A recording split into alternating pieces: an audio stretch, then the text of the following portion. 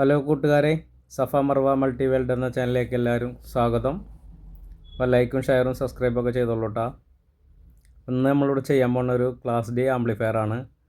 Class D amplifier എന്ന് വെച്ചാൽ നല്ല ക്ലാരിറ്റി ആയിരിക്കും.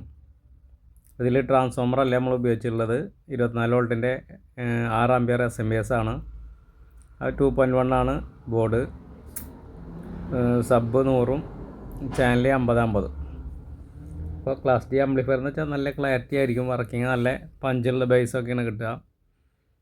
അപ്പോൾ ഇതിൻ്റെ മുകളിൽ കൺട്രോളുകളുണ്ട്, അതൊന്നും ആരും ഊരി എടുക്കരുത്.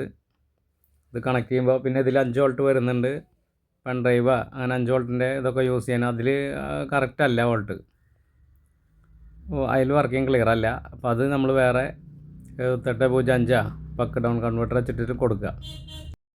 അപ്പോൾ ഇതിൽ ഓഡിയോ ഇടാത്ത നമുക്ക് കോപ്പി റൈറ്റിങ് കിട്ടുന്നുണ്ടോ കേട്ടോ. അപ്പോൾ ഇതിനൊരു സെലക്ട് സ്വിച്ച് വെക്കണം, എന്നാലേ നമുക്ക് ബ്ലൂടൂത്തൊക്കെ ചേഞ്ച് ആക്കാൻ പറ്റുള്ളൂ. ബ്ലൂടൂത്ത് ആ ബോർഡിൽ തന്നെ ഇൻബിൽറ്റായിട്ട് വരുന്നുണ്ട്.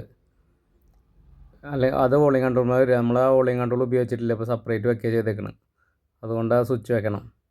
ബാസും ട്രബിളൊക്കെ അടിപൊളിയാണ്. ഒരു ഡെക്ക് സെറ്റിൻ്റെ 2 ബോക്സൊക്കെ ഇട്ട് വെച്ചാൽ നല്ല വർക്കിംഗ് ആണ്.